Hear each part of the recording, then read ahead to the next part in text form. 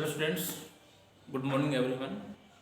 Today we are going to start the numericals for alternating current, average power and impedance. ठीक है, reactance के ऊपर भी करेंगे, इंडक्टिव रिएक्टेंस के ऊपर, कैपेसिटिव रिएक्टेंस के ऊपर भी हम कुछ न्यूमेरिकल सॉल्व करेंगे आज. ठीक है, न्यूमेरिकल मैंने नोट किया हुआ है बोर्ड के ऊपर. क्वेश्चन लिखा हुआ है इन एलसीआर सीरीज सर्किट. एलसीआर एक सीरीज सर्किट आपको दिया हुआ है जिसका रेजिस्टेंस दिया हुआ है आर दे रखे हैं आपको यहाँ पे 20 ओम. इंडक्टेंस कॉइल का दे रखा है 1.5 हेनरी एंड कैपेसिटेंस जो उसका दिया हुआ है 35 माइक्रोफैराडे. 1 माइक्रोफैराडे इज इक्वल टू हम जानते हैं 10⁻⁻⁶ फैराडे होते हैं. इस माइक्रोफैराडे को हमने फैराड में चेंज कर दिया. ठीक है, is connected two variable frequency 200 volt AC supply. इसका मतलब क्या है? वोल्ट है, वोल्टेज है, इसका मतलब ईआरएमएस है. रूट में उसके voltage 200 volt. When the frequency of the supply is equal to the natural frequency of the circuit. जो आपकी सप्लाइड फ्रीक्वेंसी जो है ना वो किसके बराबर है? नेचुरल फ्रीक्वेंसी के बराबर. तो एक बात कुछ बताई थी हमने, व्हेन अप्लाइड फ्रीक्वेंसी जो है, अप्लाइड फ्रीक्वेंसी यदि आपकी बराबर हो नेचुरल फ्रीक्वेंसी के बराबर यदि आ रही है, नेचुरल फ्रीक्वेंसी के बराबर यदि है, नेचुरल फ्रीक्वेंसी के बराबर यदि है, फ्रीक्वेंसी का सिंबल लिख दिया मैंने, तो वहां पर देन रेजोनेंस अक्कर. तो वहां पर रेजोनेंस प्रोड्यूस होगा. वहां पे क्या होगा? रेजोनेंस होगा. और रेजोनेंस पे इंपेडेंस एलसीआर सर्किट का और रेजोनेंस उसको इंपेडेंस और उसका रेजिस्टेंस हमेशा क्या रहेगा? बराबर होगा.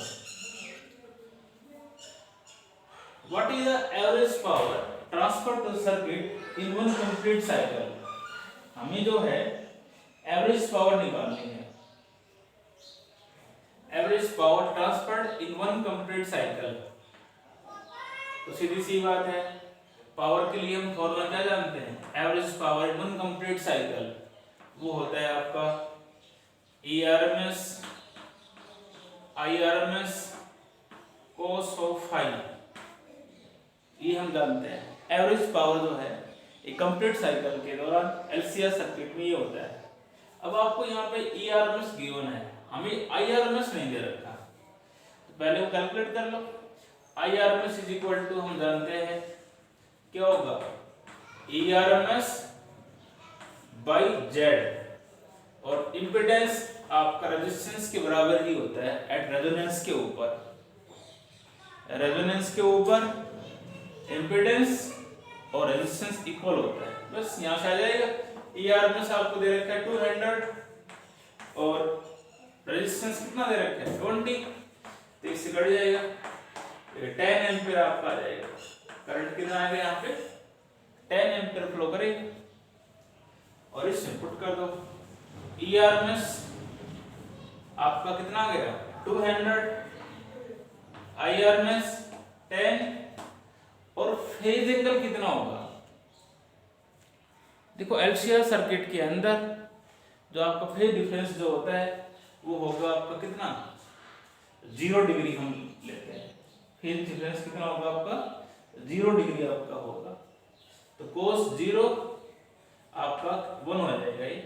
देन ये आएगा 200 into 10 into 1. तो 2000 पावर की यूनिट क्या आएगी आपकी?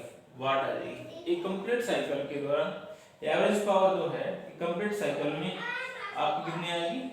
200 वाट आ जाएगी. तो एवरेज पावर निकालने का रिलेशन हम जानते हैं ईआरएमएस आईआरएमएस cos फाई होता है. ठीक है, ईआरएमएस आई आपको दे रखा था, आईआरएमएस नहीं गिवन यहाँ पे. तो we know that IRMS ERMS by impedance या रेजिस्टेंस. एलसीआर का जो नेट रेजिस्टेंस इंपेडेंस होता है, पर फ्रीक्वेंसी जो है वो अप्लाइड फ्रीक्वेंसी जो है नेचुरल फ्रीक्वेंसी के बराबर है, तो रेजोनेंस होगा, और रेजोनेंस पे इम्पीडेंस और रेजिस्टेंस बराबर होते हैं। तो यहाँ से हमने इसको बराबर कर दिया, पुट कर दिया। ठीक है, आगे क्वेश्चन इसके अंदर हम और भी सॉल्व करते हैं।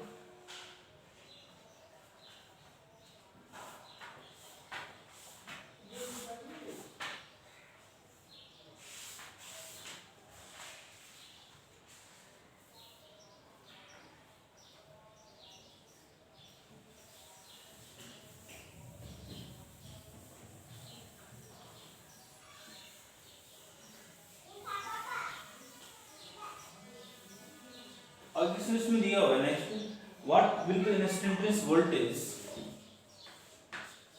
अगला क्वेश्चन इसमें दिया हुआ है,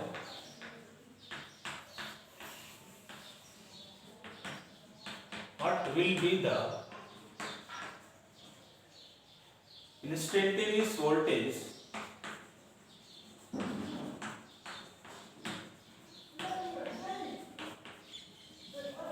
what will be the instantaneous voltage for AC supply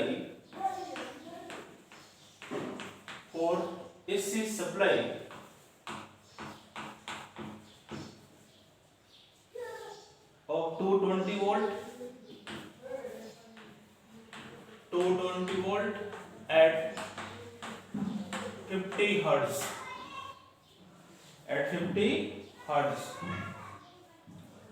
एक सिंपल क्वेश्चन इस प्रकार 2 नंबर में आपको एग्जाम में पूछा जाता है, instantaneous voltage for AC supply. तो उसकी इक्वेशन जो होती है एट टाइम टी पे इंस्टेंटेनियस वोल्टेज की इक्वेशन आपकी होगी E equal to E nought sine omega t. तो इसके अंदर जो है इससे सप्लाई ऑफ 220 वोल्ट, इसका मतलब जो है आपको ये क्या दिया हुआ है 220 वोल्ट, इसका मतलब ये है सप्लाई है, रूट मींस के वोल्टेज, पीक वोल्टेज हम इसको नहीं कहेंगे, इसको हम क्या कहेंगे वर्चुअल वैल्यू ऑफ वोल्टेज कह सकते हो। रूट मींस के वैल्यू ऑफ वोल्टेज 220 वोल्ट दिया हुआ है, फ्रीक्वेंसी दे रखी है 50 हर्ट्ज। तो हमें इसके अंदर ये ई नॉट और ओमेगा को हम कैलकुलेट कर सकते हैं इन टर्म्स के अकॉर्डिंग। एक रिलेशन ओमेगा के लिए तो हमने पढ़ा omega is equal to 2 pi by t और 1 बाय टी फ्रीक्वेंसी होता है ना, एंगुलर फ्रीक्वेंसी के लिए फॉर्मूला है। तो ये आपका ओमेगा तो यहाँ से कितना आएगा 2 पाई इंटू 50, ये तो हो जाएगा आपका 100 पाई,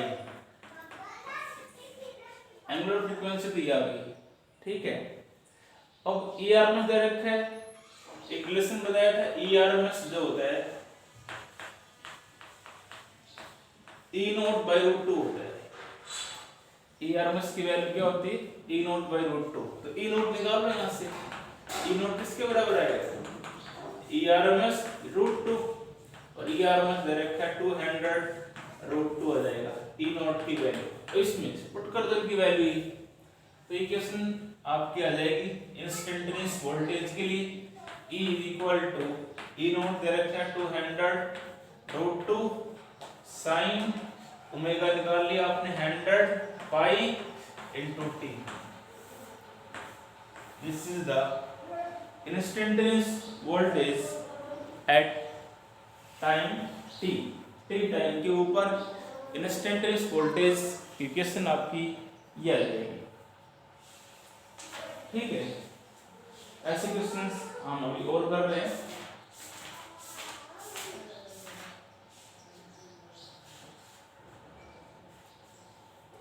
एक क्वेश्चन और कर लेते हैं।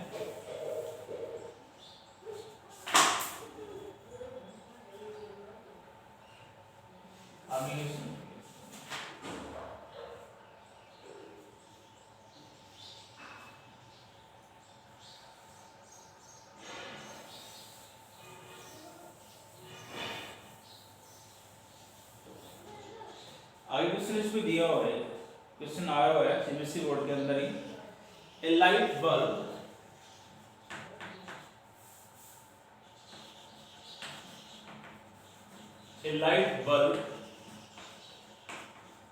is rated at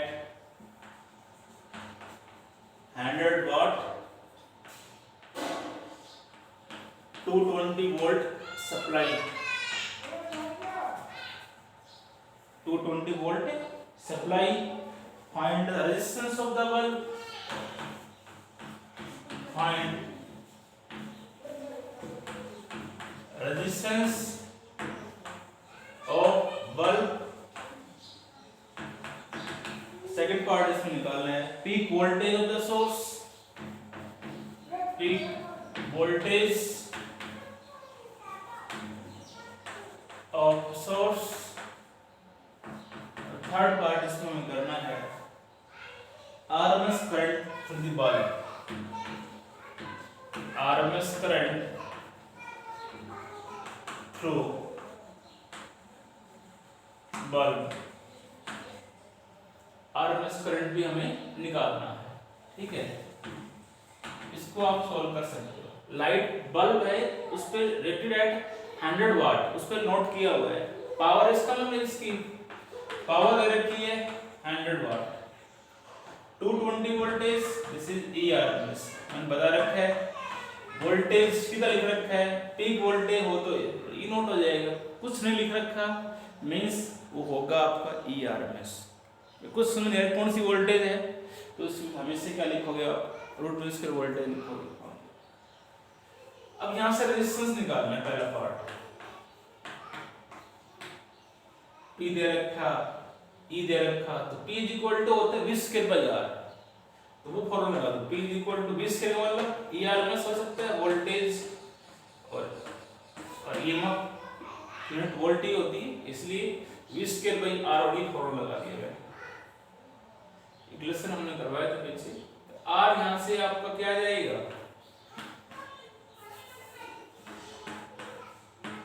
R यहां से आएगा E स्क्वायर बाय P।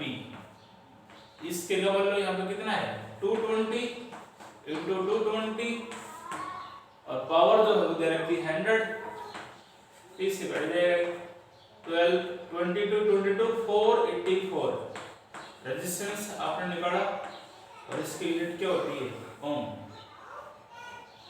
ये आपका आ जाएगा, ठीक है। सेकंड जो है हमें निकालना पीक वोल्टेज, इसका मतलब ई नोट निकालना है। इसके लिए सीधा लगा सकते हो आप, ई आरएमएस जो होता है ई नोट बाय रूट 2 होता है। हमें यहाँ पर ई नोट निकालना है, वो बराबर आएगा ई आरएमएस रूट 2। ई आरएमएस आपका 200 रूट 2 आ जाएगा, वोल्ट में आ जाएगा, ठीक है। ये आपका रहेगा।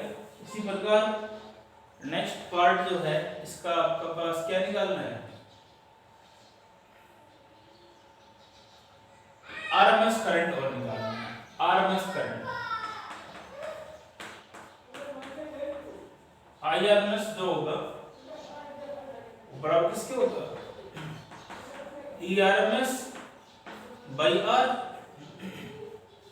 E इक्वल टू IR होता है ना, उस रिलेशन से लोड कर दिया हमने। ये ERMS जो है आपको दे रखे 200 रूट 2 और रेजिस्टेंस जो है वो आपको कितना है 484।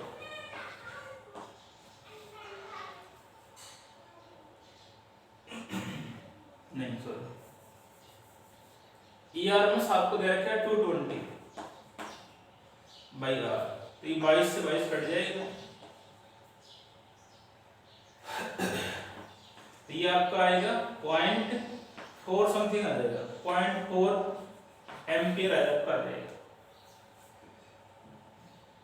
ठीक है। एक सिंपल क्वेश्चन था, इसको आप कर सकते हो, ठीक है।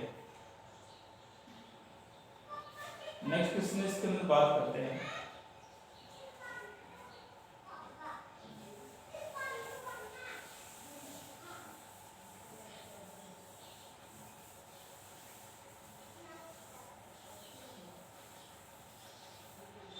अब इसमें दिया हुआ है pure inductor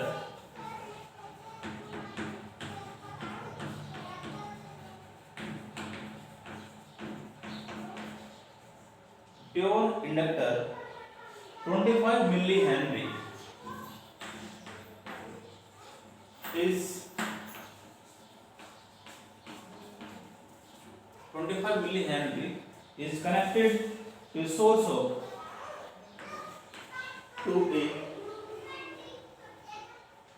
source of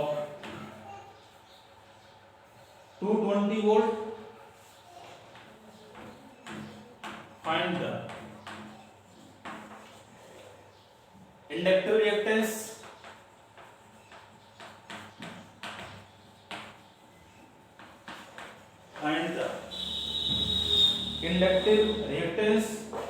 and RMS current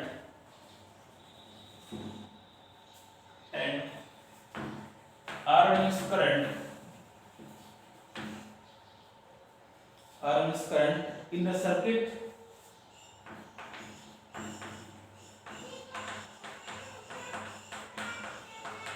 if the frequency of the source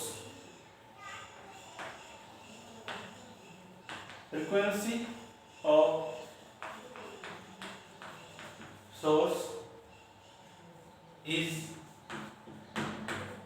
50 hertz. Equation दिया हुआ है pure inductor of 25 milli Henry.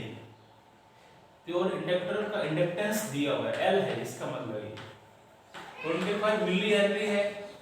आप इसको हेनरी में चेंज कर लो, ऐसा सिस्टम में ले रहे हैं इसको, ऐसा सिस्टम के अंदर इसको हमने चेंज कर दिया। Connected to source of 220 volt, this is ERMS। ERMS दे रखा है 220 volt. Find the inductive reactance XL हमें निकालना है and RMS current IRMS current भी हमें निकालना है। फ्रीक्वेंसी जो है वो दे रखी कितना 50 हर्ट्ज। देखो इंडक्टिव रिएक्टेंस जो होता है XL बताया था मैंने ओमेगा L होता है और ओमेगा एंगुलर फ्रीक्वेंसी होता है 2 पाई न्यू इंटू L। अब इसके अंदर 2 पाई न्यू आपको दे रखा है 50 और L आपको दे रखा है कितना 25 इंटू 10⁻³ इसको आप सोल्व करोगे ना, इंडक्टिव रिएक्टेंस की वैल्यू यहाँ पर लगभग पाई की वैल्यू पुट करोगे 22/7 आप पुट कर दोगे तो इसकी XL जो है इंडक्टिव रिएक्टेंस जो है वो 7.85 आपका आ जाएगा। सोल्व करोगे इसको, मैं सोल्व नहीं कर रहा इसको, 7.5 XL इंडक्टिव रिएक्टेंस आपने निकाला है तो उसकी यूनिट क्या होगी ओम आ जाएगी। अब हमें इसका IRMS और निकालना है। IRMS हम जानते हैं ERMS by R और इंडक्टेंस कोई दे रखी है उसका रेजिस्टेंस क्या होता है इंडक्टिव रिएक्टेंस इज रेजिस्टेंस, तो हम इसको XL लिखेंगे। यदि यहाँ पर आपको एक और कैपेसिटर दे रखा होता तो यहाँ पे क्या हो जाता XC हो जाएगा, तो कैपेसिटर का रिएक्टेंस रेजिस्टेंस जो है XC होता है। बस अब इसमें पुट कर दो ERMS 220 XL जो है वो आपको दे रखा है 7.8। इसको सोल्व करोगे, इसको डिवाइड कर दोगे इससे आप, जिसकी वैल्यू अप्रोक्सीमेटली 28 एम्पियर आपकी आएगी। ऐसे क्वेश्चन भी आपकी पीछे भी करवाया था मैंने, ठीक यहाँ भी करवाया है, ठीक है।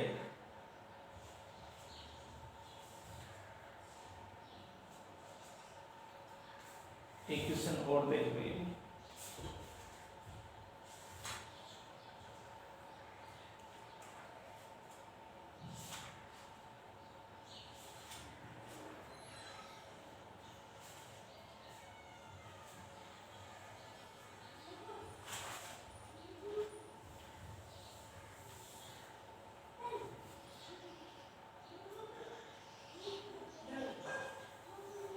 नेक्स्ट क्वेश्चन की बात करते हैं।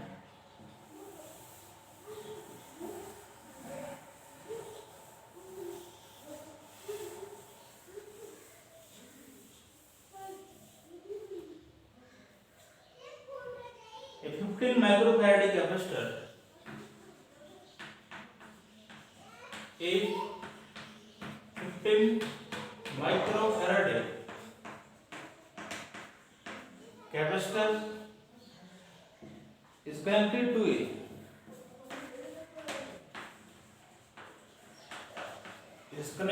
to a 220 volt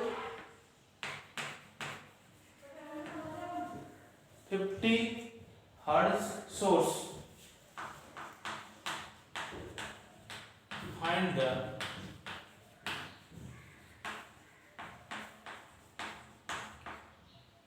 capacitive reactance. Find the capacitive reactance and current in the circuit. And current, और करंट के ब्रैकेट में लिखा हुआ है करंट जो निकालना है वो आरएमएस निकालना है और पीक निकालना है, आरएमएस एंड पीक।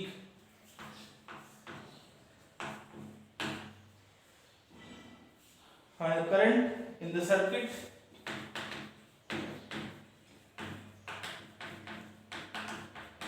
आगे कह रहा है if the circuit is double, if the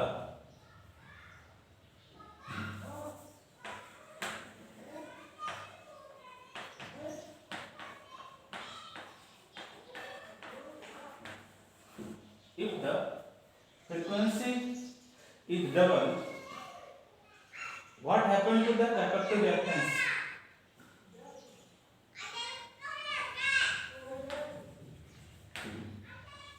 What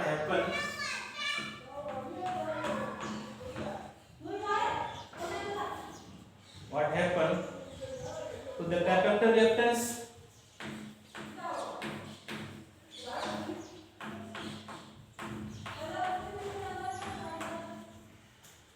What happens to the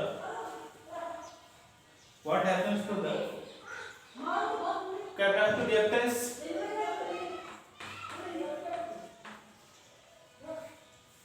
What happens to the capacitive reactance and current?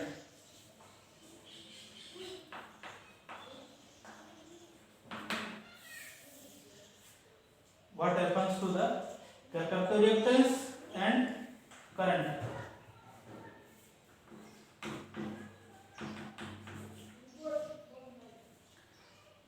इसमें तो क्या लिखा है, 15 माइक्रोफैराड कैपेसिटर, ये कैपेसिटर आपको दिया हुआ है, इसका कैपेसिटेंस दे रखा है 15 microfarad. 1 microfarad is equal to कितना होता है 10⁻⁻6 फैराड। इसको कनेक्ट किया हुआ है to 220 volt, this is ERMS दे रखा है 220 वोल्ट, 50 हर्ट्ज सोर्स, फ्रीक्वेंसी दे रखा है 50 हर्ट्ज सोर्स।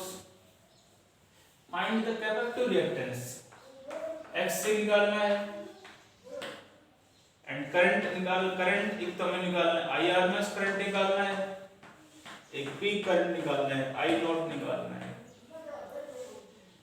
अब एक अलग पार्ट है उसको बाद में करते हैं, पहले XC निकालो। पहले XC इज इक्वल टू हम जानते हैं 1/ωc होता है, ठीक है, और omega is equal to 2π nu होता है, 2π/d 1/d फ्रीक्वेंसी, ठीक है।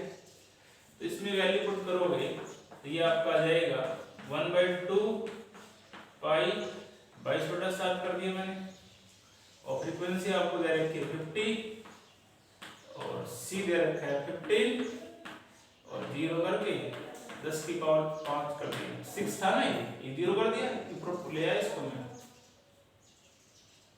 इसको सोल्व करोगे ना, आप इसको सोल्व करोगे XC की वैल्यू जो है आपके पास में आएगी 212 ओम आ जाएगी। सीधा ही सोल्व करोगे ना, सही कटेगा तो टोटली 212 ओम आ जाएगा। अब इसमें क्या है I नॉट और निकालना है, नहीं पहले IRMS निकालना है। तो IRMS के लिए रिलेशन हम जानते हैं ERMS बाई XC हो जाएगा। तो कैपेसिटर का जो रेजिस्टेंस जो होता है उसको बोलते हैं कैपेसिटिव रिएक्टेंस। ERMS जो है यहाँ से आपको दे रखा है 220 और एक्स सी आपका आ गया 212। तो ये लगभग आपका 1 पॉइंट समथिंग आ जाएगा। इसको डिवाइड करोगे ना आपको तो आई आर में 1.04 आपका आएगा। ठीक है, अब दो क्वेश्चन हो गया आपके, आई एक्स सी हो गया, आई आर एम एस हो गया। आई नोट भी निकालना हो, आई नोट निकालने का फॉर्मूला आप जानते ही हो। I R M S equal to क्या होता है, आई नोट बाय रूट 2, और आई नोट यहां से क्या होगा, I R M S into root 2, और आई आर एम एस यहाँ कितना आया था अभी 1.04 रूट 2 एम्पियर आप पा लेते हैं। ठीक है, आई आर एम एस जो है, आई नोट जो है वो आपका आएगा I R M S into root 2। I R M S आपको दे रखा था, रूट 2 यहाँ पे एलटी कर दिया मैंने। अब अगला क्वेश्चन इसमें दिया है, what happened to the capacitive reactance and frequency. अब फ्रीक्वेंसी को डबल कर दिया कह रहा है। अगला क्वेश्चन इसका है, हम जानते हैं x इक्वल टू क्या होता है 1/2 पाई न्यू इनटू c कर दिया, ये होता ही है, मैंने क्या कर दिया x 1/c होता है। अब कह रहा है फ्रीक्वेंसी को डबल कर दिया, तो फ्रीक्वेंसी को डबल करना होगा यहाँ पे, तो सीधी सी बात है what happened to the capacitive reactance, भाई डबल हो गया तो इसका मतलब कैपेसिटिव रिएक्टेंस क्या हो जाएगा आपका, हाफ हो जाएगा। कैपेसिटिव रिएक्टेंस क्या होगा आपका, हाफ हो जाएगा। तो यहाँ लिख सकते हो व्हेन फ्रीक्वेंसी इज डबल, तो डबल कर दिया तो एक्स जो है वो क्या होगा आपका, हाफ हो जाएगा, हेल्प कर सकते हो। और करंट वो क्या होगा उस केस में, वो डबल हो जाएगा, and current is double.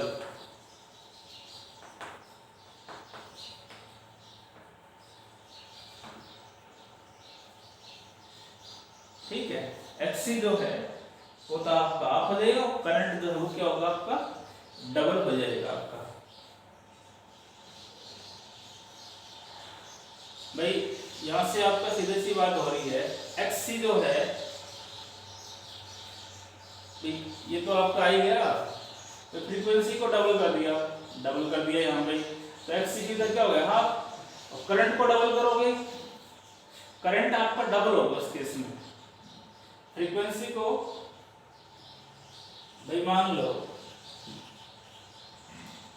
Current का भी एक रिलेशन करवाया था पीछे मैंने, उसके अकॉर्डिंग आप कर सकते हो चीज है। यदि आपका जितना आपका फ्रीक्वेंसी बढ़ेगी ना, फ्रीक्वेंसी बढ़ेगी तो उसकी कॉरस्पॉन्डिंग करंट आपका डबल होगा।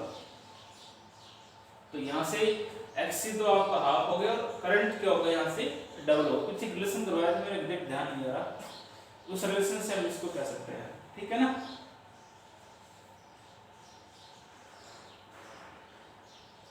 ये यहाँ से कर सकते हो, जैसे आप बताया ना अभी दे रखा, यहाँ से भी कर सकते हो आप, मैं बता रहा हूँ आपको। जैसे आप कह रहे हो करंट, आपको आईआरएमएस करंट की बात कर रही है। आईआरएमएस आप जानते हो क्या होता है, ईआरएमएस बाई एक्ससी,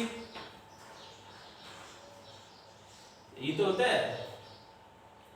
एक्ससी जो है आपका कितना हो गया, हेल्प कह रहा है, हाफ हो रहा है, तो हाफ ऊपर आ जाएगा, 1/2 कह रहा है ऊपर आ गया, तो इसका मतलब आईआरएमएस करंट भी क्या होगा आपका डबल होगा, इसका मतलब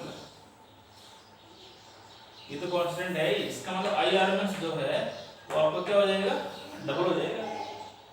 भाई यहां से लिख दिया IRMS is equal to ERMS by XC. दोबारा देख लो एक बार इसको, भाई आईआरएमएस जो है हम जानते हैं ईआरएमएस बाय एक्ससी, कांस्टेंट लेते हैं, एक्ससी आपका है, एक्ससी आपका क्या हो रहा है, हेल्प हो गया, हेल्प में हाफ, तो करंट क्या हो रहा है, डबल हो गया। ठीक है, ये क्वेश्चन था इसका, एनसीईआरटी क्वेश्चन था, एक इंपॉर्टेंट क्वेश्चन था आपका।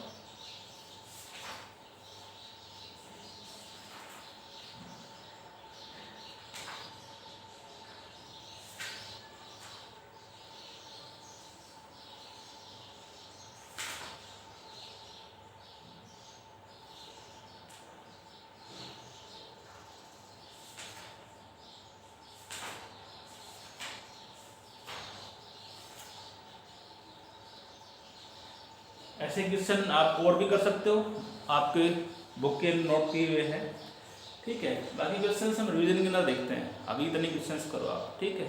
फोर्थ यूनिट आपकी कंप्लीट हो गई, और पीछे बताया था मैंने फर्स्ट यूनिट भी आपकी रिवाइज कर रहे हैं साथ साथ हम।